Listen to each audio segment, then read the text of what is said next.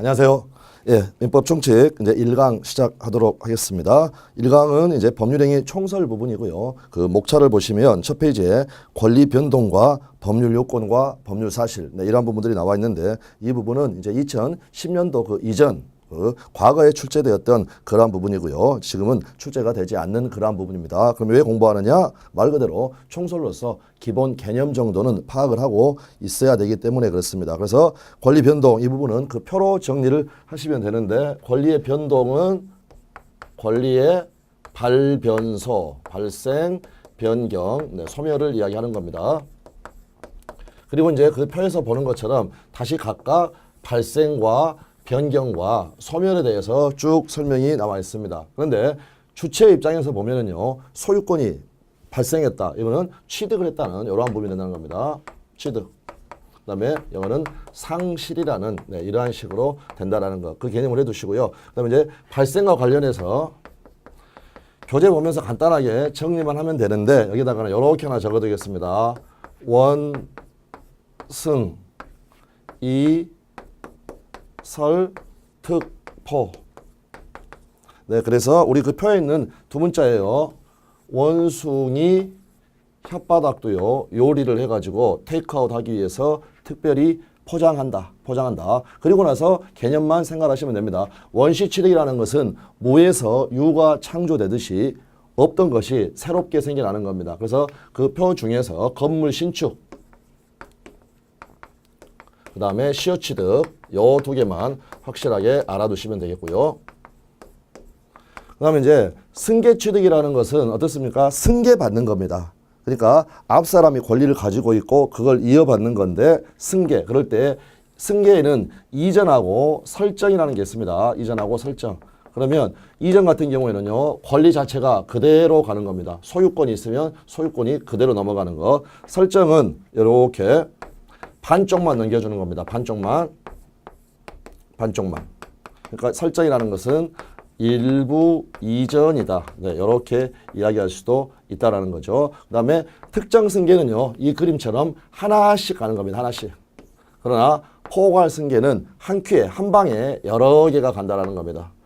한 방에 재산권이 여러 개가 이전되는 것, 이 대표적인 것은 바로 상속이 되겠죠. 네. 아버지가 돌아가시게 되면 한 방에 아버지가 가지고 있었던 모든 권리와 의무가 옮겨 여러 개가 가게 되는 것, 네, 이렇게 봐두시고요. 그래서 권리의 발생 그 표에서 방금 봤던 것처럼 두 문자에 원시취득, 승계취득, 원승 표해두고 이전적 승계, 설정적 승계, 이설 이렇게 두고 이전적 승계 속에 특포 해가지고요. 기억을 해두시면 되겠습니다. 그래서 원시취득은 건물 신축하고 시효취득 이것 두 개 확실히 알아두시고 특정 승계는 우리 매매할 때 하나씩 사죠. 그거 생각하시면 되겠고 포괄 승계는 상포회 이렇게 해두시고 상속을 확인을 하시면 되겠습니다. 다음에 이제 설정적 승계가 저희가 물권법에서 배우게 되는 저당권을 설정했다, 지상권을 설정했다. 네, 그런 모든 것들은 제한 물권을 설정했다. 이렇게 되는 거고요. 다음에 이제 권리의 변경은 주체의 변경, 내용의 변경, 작용의 변경이 있습니다. 주체의 변경은 주인이 바뀌는 거죠. 주인이 바뀌는 것. 그 다음에 내용의 변경은 질적 변경과 양적 변경이 있는데 물건을 인도해 줄 채권, 인도받을 수 있는 채권, 그런데 그 친구가 인도를 안 해준다. 그러게 되면은요, 손해배상을 청구할 수 있게 되겠죠. 이러한 것들을 질적 변경이라고 합니다. 양적 변경은 소유자가 제한 물권을 설정을 해버리면 소유자의 소유권은 완전하다가 반쪽으로 쪼개집니다. 그래서 이 소유권이 절반이 되어버렸다. 양이 줄어들었다. 이게 바로 양적 변경에 해당하겠고요. 작용의 변경만 주의를 하시면 되겠습니다. 작용의 변경은 마지막에 보면은 파워업 이렇게 적어져 있죠.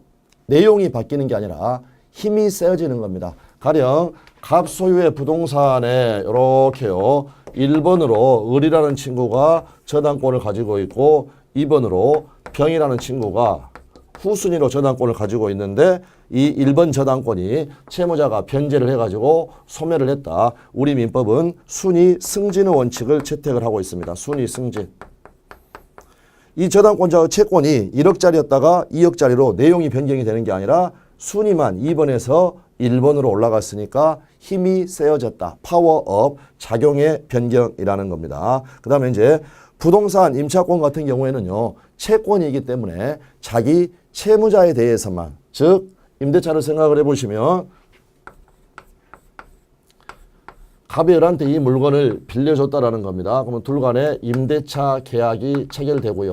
임대차 계약은 갑이라는 사람이 이 물건을 사용 수익하게 할 것을 약속을 하고 을은 갑에게 차임을 지급할 것을 약속함으로써 성립하는 계약입니다. 그러면 을한테 사용 수익하게 할 것을 약속한 사람은 갑이라는 거죠. 그러니까 이 갑이 바로 채무자가 된다. 채무자가 된다. 그래서 자기 채무자에게만 그 임차권을 주장을 할 수가 있는데 등기를 하게 되면 대항력이라는 게 생겨가지고 자기 채무자가 아닌 다른 사람, 즉 제3자에 대해서도 효력이 생기는 겁니다. 그래서 등기된 임차권의 대항력, 힘이죠, 힘.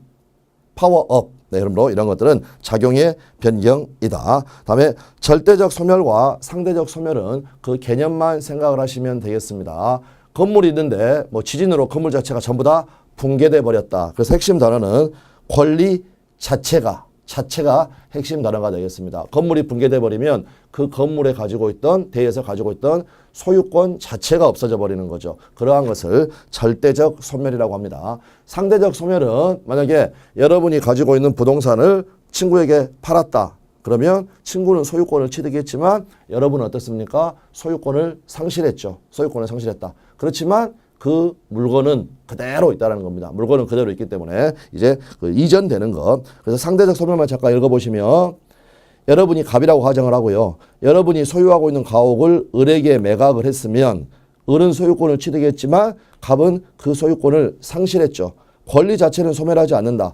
가옥은 멀쩡하니까 소유권 자체는 그대로 있고요. 주인만 바뀌는 것. 이거를 상대적 소멸이라고 한다. 그다음에 이제 2번 항목은 법률 요건과 법률 사실. 여기도 가볍게 개념만 알아두시면 되겠습니다. 원인이 있으면 결과가 발생하죠. 원인이 있으면 결과가 발생한다. 영하로 기온이 뚝 떨어졌다. 그러면 얼음이 얼게 된다는 겁니다. 법의 세계에 있어서도 마찬가지입니다. 그래서 일정한 원인이나 조건이 있으면 결과가 발생하게 되는데 이거를 조금 법률적으로 표현을 하게 되면 법률 요건이다. 조건, 요건 비슷한 단어죠. 그 다음에 결과는 효과다 해가지고요. 법률 효과, 결과, 효과 이런 식으로 표시를 해준다는 겁니다. 그리고 법률 요건이라는 건 두 종류가 있습니다. 하나는 법률 행위, 계약이라고 생각하시면 되죠.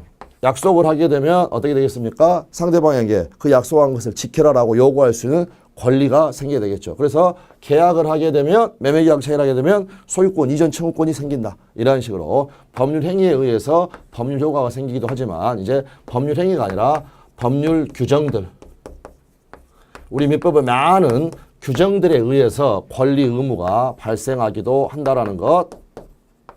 요 개념 이렇게 하나를 확인을 해 두시고요. 그런데 법률 요건, 즉 법률 행위라든지 법률 규정도요. 얘들을 구성하고 있는 부품들이 있다라는 겁니다. 부품들이 있다. 그래서 그 부품을 뭐라고 하느냐? 법률 사실이다. 이렇게 이야기한다는 겁니다.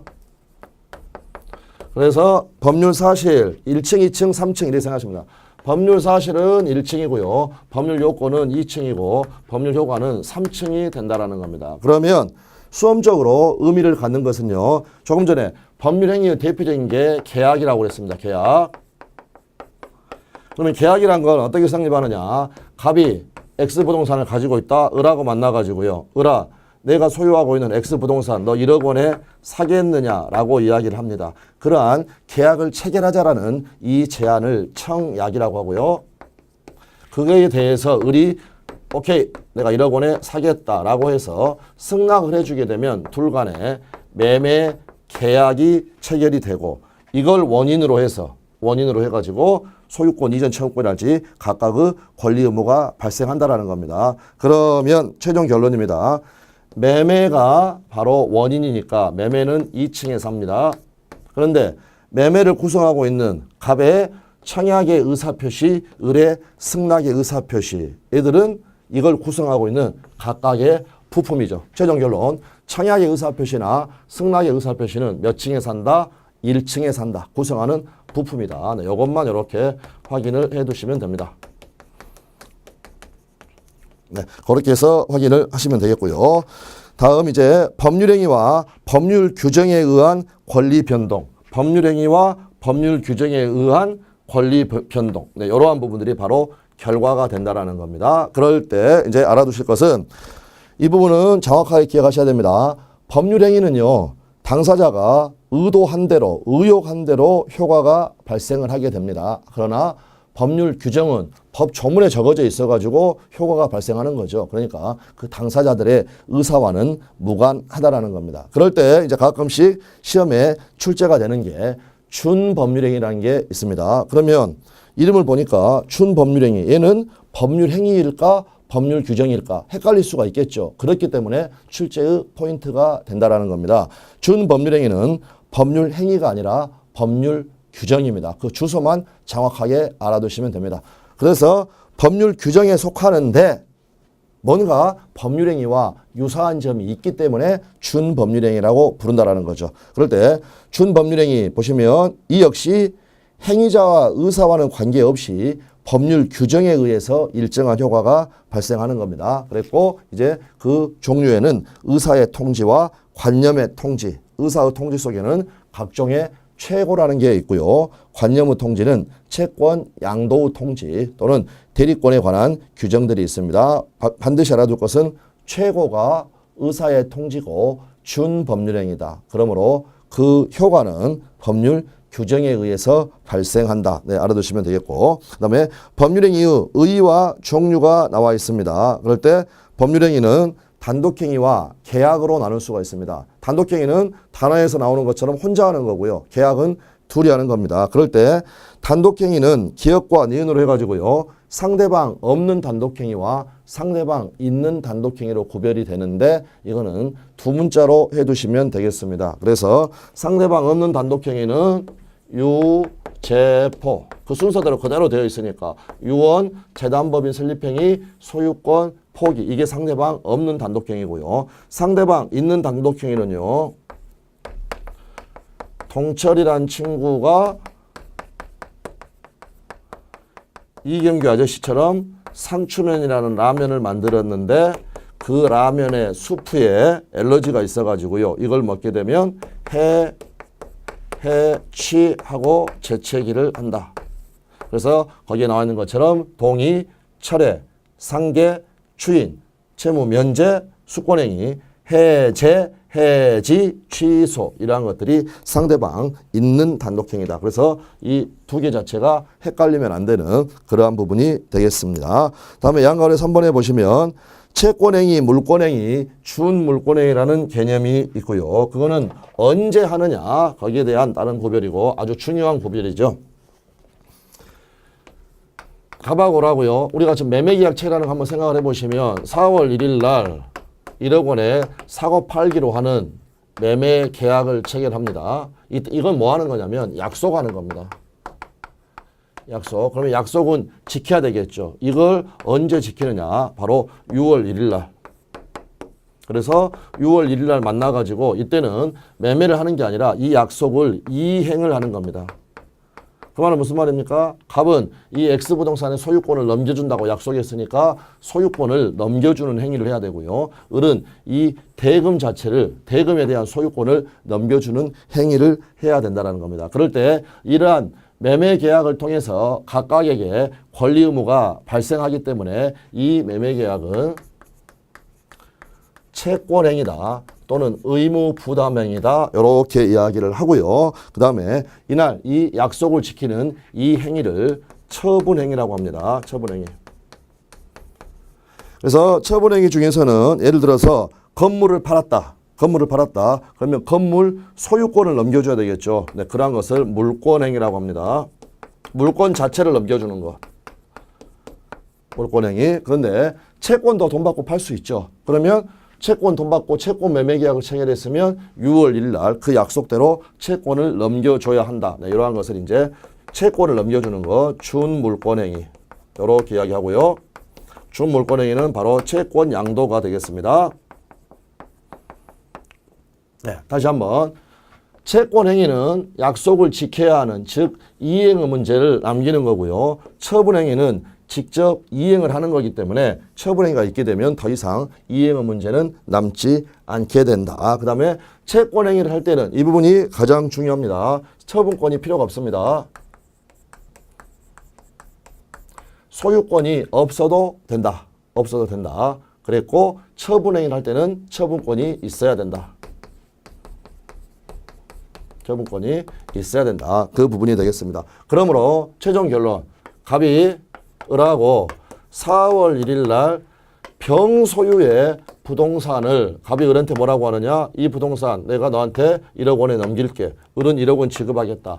처분권이 없어도요 소유권이 없어도 이 4월 1일 날 매매 자체는 유효하다라는 거. 그리고 이제 6월 1일 날 소유권을 넘겨주려면 취득을 해서 자기가 소유권을 가지고 있는 상태에서 넘겨줘야 한다. 네, 그 부분들이 나와 있습니다. 거기 쭉 읽어보시면 됩니다. 다음에 양가로 4번에 출연행위와 비출연행위가 있고요. 출연행위 같은 경우에는 정의를 보시면 자기의 재산을 감소시키고 타인의 재산은 증가를 시키는 겁니다. 그러면 그림으로 보시면 재산을 감소시키고 자신의 재산은 감소시키고 타인의 재산은 증가시킨다는 겁니다. 증여 같은 거 한번 생각해 보십시오. 자기 재산은 없어지고 다른 사람의 재산은 증가가 되게 되겠죠. 네, 이러한 것들을 바로 출연행위라고 합니다. 그러면 비출연행위는 뭐냐면 그 그림만 생각하시면 됩니다. 이러한 그림. 그 다음에 이러한 그림. 무슨 말입니까? 동그라미가 몇 개 나와야 된다? 2개 나와야 된다. 그런데 하나밖에 안 나온다. 예를 들면 여러분이 소유권을 포기했다. 가령 핸드폰을 한강에 버렸다라고 가정을 해보십시오. 그렇게 되면 여러분의 재산은 감소가 됐지만 그에 의해서 타인의 재산가 증가가 되는 건 없죠. 그러니까 소유권 포기는 출연행위다? 아니죠. 비출연행위다. 그 다음에 대리권 수여행위. 내 부동산 나 대신해서 팔아달라라고 대리권을 줘봐야 그 친구의 재산이 증가하고 감소하는 건 아니라는 거죠. 그것만 생각을 하시면 됩니다. 그래서 비출연행위는 보시면 그 A에서 소유권 포기와 대리권 수여가 나와 있죠. 그래서 동그라미가 2개 나와야 되는데 이게 바로 소유권 포기. 이게 바로 대리권 수여. 그래서 얘들은 비출연행위다. 네, 그렇게 봐두시면 되겠고요. 그 다음에 뭐 그 밖의 분류는 한번 읽어보시면 되겠습니다.